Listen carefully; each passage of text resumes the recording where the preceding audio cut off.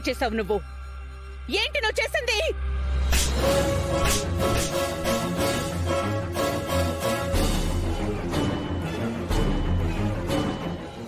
Flat documents ఎందుకు తీసుకెళ్ళావు వాడి దగ్గరికి? అసలు ఎందుకు ఇచ్చావు వాడికి?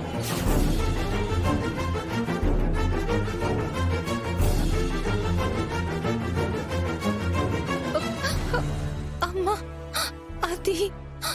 అదేంటంటే ఏంటి అది నేను తడబడుతున్నావు? ఏం జరిగింది? ఎందుకు ఈ పని చేసావో చెప్పు, నాకు తెలియాలి. మంచిగా అడుగుతున్నాను, చెప్పు. లేదంటే నీ ప్రాణం తీస్తాను. చెప్పు. చెప్తానమ్మా, చెప్తాను.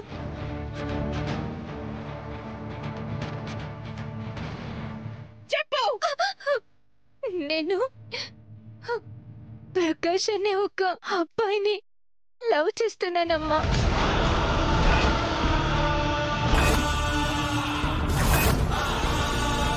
ఒకరోజు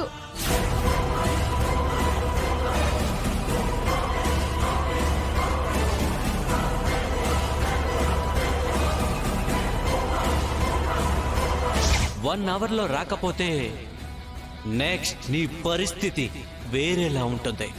నేను నీ ఫోటోస్ ని పూర్తిగా మార్చేసి రకరకాల సైట్లలో పోస్ట్ చేసేస్తా.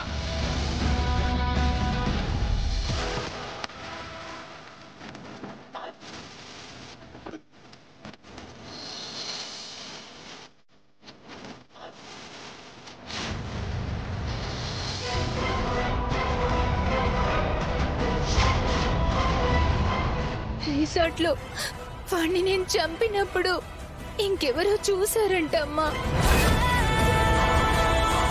ఆ ఆధారాల దగ్గర పెట్టుకొని ఎవరెవరో కలిసి నన్ను బ్లాక్మెయిల్ చేస్తున్నారమ్మా. అందులో బ్లాక్మెయిలర్ గాడొకడు ఫోన్ చేసి నా పేరు మీదున్న ఆ ఇంటి పేపర్స్ నాకు ఇవ్వాలి అని భయపెట్టాడమ్మా. ఆ ఎవిడెన్స్లు వాడెక్కడ బయట పెడతాడోనని పేపర్స్ ఇవ్వడానికి నేను సిద్ధపడ్డానమ్మా. చాలా రోజుల నుంచి నేను ఇలాగే నరకాన్ని అనుభవిస్తున్నానమ్మా. నాకు తెలియకుండా నా చుట్టూ ఏవేవో జరిగిపోతున్నాయి. ఇప్పుడు నా మూలంగా మన కుటుంబం పరువు ఎక్కడ పోతుందో అని మరో ఆలోచన లేకుండా డాక్యుమెంట్స్ ఇవ్వడానికి వెళ్ళిపోయాను.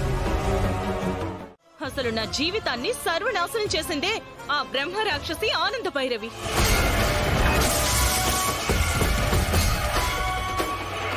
ఏదో ఒక రోజు అంతకంతకు దెబ్బతీసి చూపిస్తా. ఏంటే నువ్వు చూపించేది? మా అత్తయ్యనే అన్ని మాట్లాంటావా? నిన్ను శరణ్య,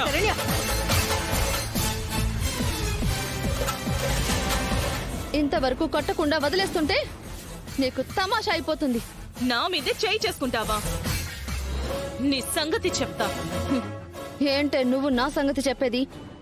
ముందు ఇంట్లో నుంచి బయటికి నడు. చాలా పెద్ద తప్పు చేస్తున్నావు. ఏయ్, ఇంకొకసారి మా ఆయన వైపు కాని ఈ ఇంటి వైపు కాని చూసావంటే నీ ప్రాణాలు తీస్తా. ఏమనుకున్నావో? నీ బ్రతుకు కూల్చి బూడిద చేసే వరకు నిన్ను విడిచిపెట్టను. ఎలే,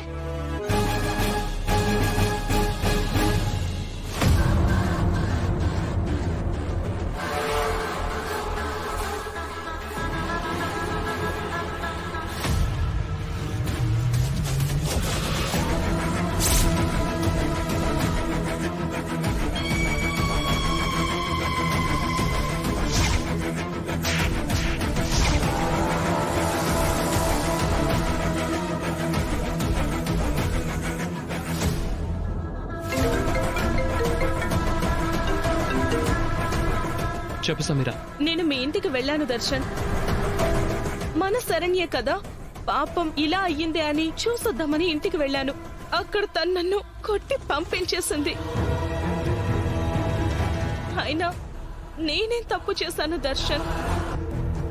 తను నిన్ను నాకు దూరం చేసిందన్న బాధను కూడా పక్కన పెట్టి పాపం తను అమ్మాయే కదా అన్న కన్సంతో తన దగ్గరికి వెళ్ళాను. అదే నేను చేసిన నేరం అవుతుందా? సమీరా, నువ్వు చెప్తుంది నిజం. శరణ్య నీ మీద చేయి చేసుకుందా?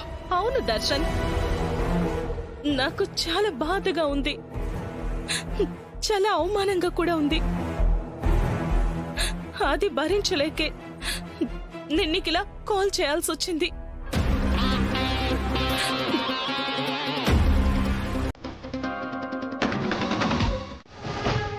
శరణ్య, ఏంటి పిచ్చి పని?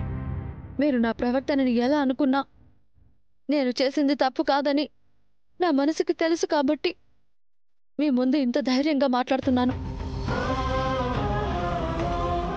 సమీర విషయంలో మిమ్మల్ని బాధ పెట్టానని ఇలా నాకు నేను శిక్ష వేసుకున్నాను. శరణ్య ప్లీజ్, నేను ఇంట్లో లేని సమయంలో ఇదంతా జరిగింది. అసలు ఏం జరిగిందో తెలుసుకుందామని మాత్రమే అడిగాను.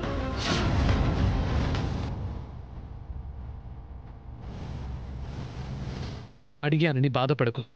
ఏం జరిగిందో నాకు తెలియాలి కదా. అయిందేదో అయిపోయింది, ఆ సంగతి ఇంక వదిలే. మామయ్య గారు, భోజనం చేశారా?